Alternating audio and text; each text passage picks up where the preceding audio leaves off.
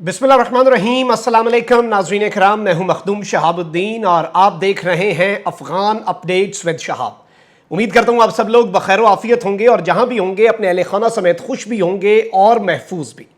नाज़रीन इकराम, अफ़गानिस्तान की सूरत हाल बहुत तेज़ी से बदल रही है और अफ़गानिस्तान के हमसाया ममालिक और बिलखुसूस ख़ित्ते के अहम तरीन जो मुल्क हैं उनके हवाले से भी सूरत हाल के अंदर बहुत ज़्यादा ड्रास्टिक चेंजेस आ रहे हैं और जो तवक्कुआत की जा रही थी, बहुत से मुल्क ऐसे भी हैं जो उनके बरक्स अब दूसरे ब्लॉक्स में शमूलियत इख्तियार करने जा रहे हैं, जिसकी सबसे बड़ी मिसाल ईरान है। और इस सारी की सारी सूरत हाल के अंदर ईरान ना सिर्फ खुलकर अफगान तालिबान की मुखालफत में सामने आया, बल्कि पाकिस्तान को भी अफगान तालिबान के साथ एक स्टेक होल्डर बनाकर पाकिस्तान के भी खिलाफ उठ खड़ा हुआ। लेकिन अब इस सारे के सारे सिनेरियो के अंदर इस पूरे के पूरे ईरान के जो इंसिडेंट हुआ है, ईरान ने जो पाकिस्तान के खिलाफ बयानात दिए हैं, उनके मीडिया ने जो पाकिस्तान के खिलाफ प्रोपेगेंडा किया है, जो उसकी हकीकी वजह बनी थी, अब वही वजह इनके गले पड़ने वाली है। क्योंकि मोहम्मद बिन सलमान जो है और सऊदी अरब अफगानिस्तान के मामले के अंदर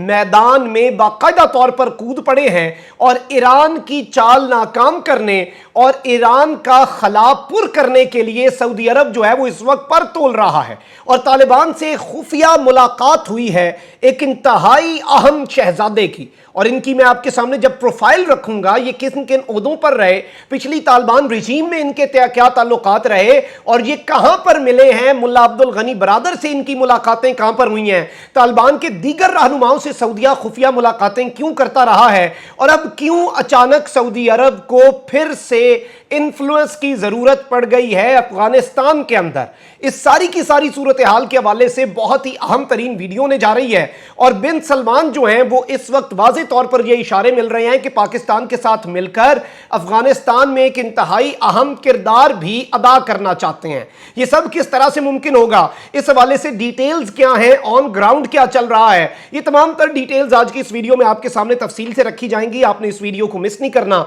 जिन लोगों ने अभी तक चैनल को सब्सक्राइब नहीं किया, उनसे मेरी ये दरखास्त होगी कि वो चैनल को लाजमी सब्सक्राइब कर लें, बेल आइकन को प्रेस कर दें ताकि आने वाली तमाम तर वीडियोस आप तक पहुंचती रहें और इसी तरह आपका और मेरा ये साथ इस चैनल के जरिए बरकरार रह सके। नाज़रीन किराम, अगर हम पूरी की पूरी सूरत हाल जो है अफगानिस्तान के हवाले से उसे देखें तो ईरान, जिसने शुरू में बहुत अच्छे ताल्लुकात मेंटेन कर लिए थे अफगान तालिबान के साथ, और तालिबान की पिछली गवर्नमेंट जिसके ईरान के साथ प्रॉब्लम्स चलते रहते थे क्योंकि शिया सुन्नी का मामला है, मसलक आ जाता है, इस मरतबा अपेरेंटली ऐसा महसूस हो रहा था, इंटरनेशनल जरीदे लिख रहे थे कि इस मरतबा मसलक को पीछे छोड़कर अफगान तालिबान और ईरान एक नई बिगिनिंग जो है उसकी तरफ जाएंगे। अब ईरान जो है वो किसी भी सूरत ये नहीं चाहता था, ऑल्दो ईरान तालिबान के साथ अच्छे ताल्लुकात चाहता है, लेकिन ईरान ये चाहता था कि पंजशेर कभी फतह ना हो, क्योंकि अगर पंजशेर फतह नहीं होता और तालिबान प्रेशर में रहते हैं तो तालिबान के ऊपर मजीद दबाव डाला जा सकता है इंक्लूसिव गवर्नमेंट का। और ईरान ये चाहता था कि तालिबान की गवर्नमेंट के अंदर शिया रिप्रेजेंटेशन हो या फिर हजारा बिरादरी की जो रिप्रेजेंटेशन है वो भी अफगान तालिबान की गवर्नमेंट में हो, जो कि नहीं डाली गई। तालिबान ने कहा हम शिया बिरादरी जितना उनका शेयर बनता है उन्हें सूबाई हुकूमतों में हिस्सा जरूर देंगे, जिन इलाकों में उनका बनता है वहां पर देंगे, लेकिन जहां पर का कोई हिस्सा नहीं बनता इसलिए हमने हिस्सा नहीं दिया। अब ईरान को एक जानिब ये इशू था, ईरान ने उसके बाद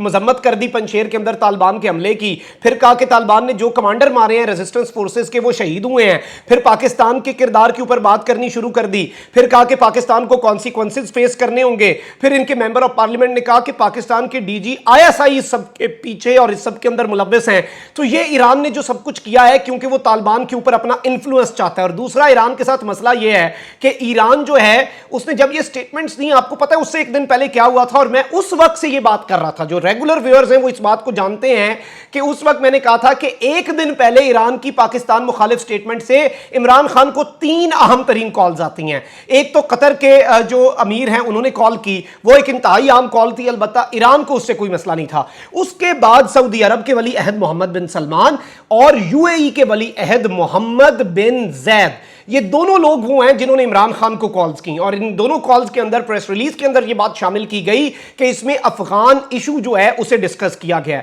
اب میں آپ کو یہ بھی بتا دوں کہ جب طالبان نے اپنی پچھلی حکومت قائم کی تھی 2006 سے 1996 سے 2001 تک، اس وقت دنیا میں صرف 3 ممالک تھے جنہوں نے باقاعدہ طور پر طالبان کی حکومت کو تسلیم کیا تھا: پاکستان، سعودی عربیہ اور یو اے ای۔ البتہ اس کے بعد ان کا 1998 کے اندر 96 میں حکومت تسلیم کی، 98 میں اسامہ بن لادن کی حوالگی کے حوالے سے سعودی عرب کے کچھ ایشوز چلے، لیکن سعودی عرب ان کے ساتھ اپنے تعلقات چلاتا رہا۔ اس وقت سعودی عرب ایک انتہائی اہم اسلامی ممالک اور امت مسلمہ کے لیڈر کے طور پر اہم پلیئر تھا۔ اب میں آپ کو یہ بھی بتا دوں کہ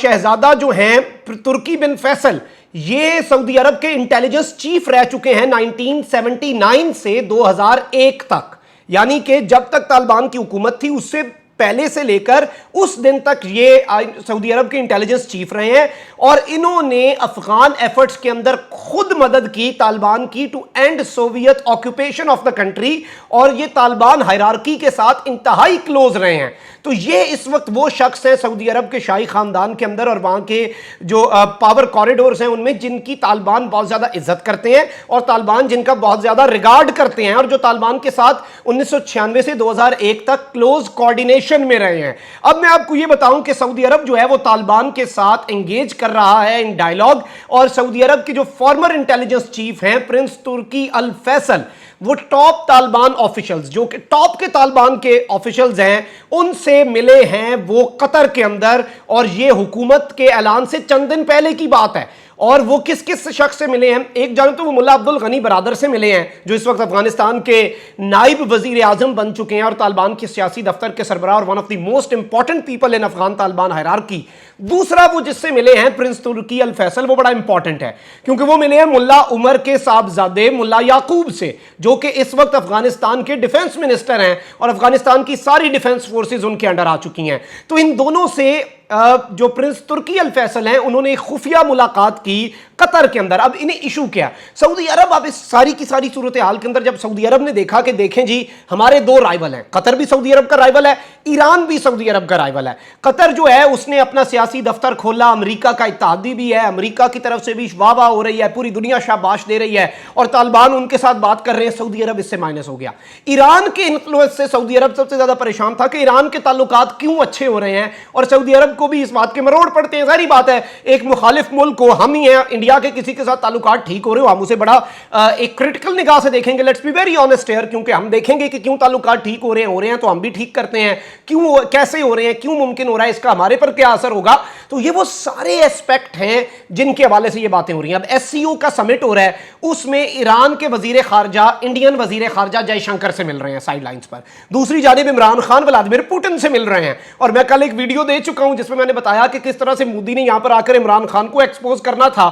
لیکن پاکستان نے پتہ پھینکا، داعش کی انوالومنٹ والا ڈوزیئر پریزنٹ کیا، مودی آ ہی نہیں رہا۔ مودی نے کہا میں ورچولی آ کے صرف ایک خطاب کر دوں گا، اسکائپ پہ میں وہاں پر نہیں جا رہا۔ البتہ مودی نے وہاں پر جا کر پاکستان کو تنہا کرنا تھا۔ اب وہاں پر ان کا وزیر خارجہ جا رہا ہے، ایران ابھی فل ممبر نہیں ہے اس لیے ان کا ہیڈ آف سٹیٹ جا نہیں سکتا وہاں پر، اور ان کے صدر جو ہیں ابراہیم رائیسی وہ وہاں پر نہیں جا سکتے کیونکہ ایران کو بھی ممبر بنانے یا نہ بنانے کے والے سے رشیا اور چائنا فیصلہ کریں گے ایس سی او کا۔ تو آپ یہ سینیریو دیکھیں کہ کس طرح سے یہ تیزی سے صورتحال بدل لے رہی ہے۔ اب میں آپ کو یہ بتاؤں کہ کہا جا رہا ہے کہ Riyadh is indeed seeking a new role in post U S Afghanistan. امریکہ کے جانے کے بعد کا جو افغانستان ہے اس کے اندر سعودی عرب اب اپنا ایک نیا کردار ڈھونڈ رہا ہے۔ In the 1990s it was among the few capitals that recognized Afghanistan. Currently, however, there are minimal relations between Saudi and Taliban. یعنی کہ 1990s میں سب سے اہم پلیئر تھا، اب امت مسلمہ کی لیڈرشپ اور پوری امت دیکھ رہی ہے کہ آپ بتائیں کیا ہوگا، اس لیے وہ پھر سے اس رول میں آنا چاہ رہے ہیں، اور اس رول کے لیے انہیں کس کی ضرورت ہے یہ ایک عام بندہ بھی بتا سکتا ہے۔ اپرا چلتے راہگیر سے بھی پوچھیں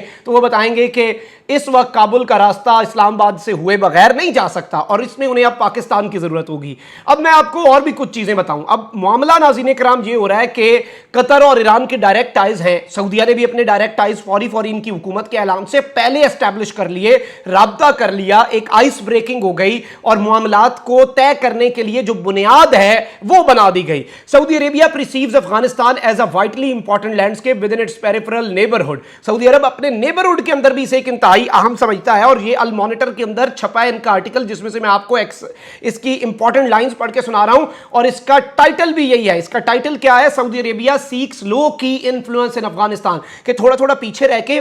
धड़ल्ले पर नहीं लेकिन इन्फ्लुएंस होना चाहिए, हमारी गेम होनी चाहिए अफगानिस्तान के अंदर। Riyadh is looking to expand its relationship with the Taliban to expand and protect its interest in the region and counter Iranian influence, Iran का इन्फ्लुएंस खत्म करने के लिए। और अब सऊदी अरब के लिए इससे बेहतर वक्त और क्या हो सकता है जब ईरान खुद ही अपने और तालिबान के दरमियान कशीदगी पैदा कर रहा है, जब ईरान खुद ही अपने और तालिबान के दरमियान एक लकीर खींच चुका है, जब ईरान खुद ही अफगान तालिबान के साथ दुश्मनी का आगाज कर चुका है, अपने रोडों के नाम पंशेर रोड रख रहा है और लगातार इनके खिलाफ बयान दे रहा है, कह रहा है कि ये इंक्लूसिव गवर्नमेंट लाएं। अभी रिसेंटली इन पर तनकीद हुई, इन्होंने कहा कि जी औरतों के हकूक नहीं देते, ईरान ने कहा। तो ईरान का अपना एक सहाफी चीख पड़ा कि भाई आप कौन से हकूक देते हैं, आप अभी भी तालिबान से नीचे आपकी रैंकिंग आती है औरतों को हकूक देने में। तो ये तमाम तर चीजें हैं जिस पर तनकीद हो रही है और तालिबान इन चीजों को नोट कर रहे हैं। तो इस वक्त ईरान जो है वो डबल गेम करके सबको प्रेशराइज करके वो मुकम्मल तौर पर फुली तालिबान के खिलाफ नहीं आना चाहता, लेकिन सऊदीया इस सिचुएशन को कैपिटलाइज करके और इस सिचुएशन को इस्तेमाल करके अपना पत्ता साफ करेगा, क्योंकि तालिबान को तो सपोर्ट की जरूरत है। और इस वक्त ऐसी सूरत हाल बन चुकी है कि उन्हें जहां से सपोर्ट मिलती है वो उसे वेलकम भी करेंगे, सौ बिस्मिल्लाह भी करेंगे और उसे सर पे भी बिठाएंगे, क्योंकि इस वक्त वो कमजोर हैं और उन्हें जो सबसे बड़ी चीज चाहिए वो डिप्लोमेटिक रिकग्निशन है। और अभी भी उनकी निगाहें पाकिस्तान की जानिब है और पाकिस्तान के साथ सऊदी अरब की जानिब, क्योंकि जैसे मैं आपको बता चुका सिर्फ 3 मुल्क ऐसे थे जिन्होंने फुली तालिबान की हुकूमत को रिकग्नाइज किया था 1996 से 2001 तक, पाकिस्तान, यूएई और सऊदीया। और बिन सलमान और बिन जैद की कॉल इसीलिए ईरान को हजम नहीं हुई, क्योंकि ईरान को नजर आ रहा था कि ये तो जी अगर रिवाइव हो गए और पाकिस्तान ने थोड़ा सा भी फैसिलिटेट कर दिया इनकी तो गेम बन जाएगी। अलबत्ता पाकिस्तान भाई किसी को, ईरान को भी फैसिलिटेट करने के लिए तैयार है, हम तो चाहते हैं वहां पर मामलात हल हों, उनका फायदा हो, अफगानिस्तान की आवाम तरक्की करे और उस राह में जो भी मुल्क आकर फायदा करना चाहे हम उसका फैसिलिटेशन का जो प्रोसेस है वो जारी रखेंगे, क्योंकि हमारी तो नेक नियति है। कमेंट सेक्शन में कीमती राय का इजहार जरूर कीजिएगा, बताइएगा इस सारे सिनेरियो को आप किस तरह से देख रहे हैं। अपना बहुत ज्यादा ख्याल रखें अपने इर्द गिर्द लोगों का, इस मुल्क पाकिस्तान का। अल्लाह ताला पाकिस्तान को सलामत रखे, अल्लाह ताला हमारे प्यारे पाकिस्तान को ता क़यामत रखे। अल्लाह निगहबान, पाकिस्तान जिंदाबाद।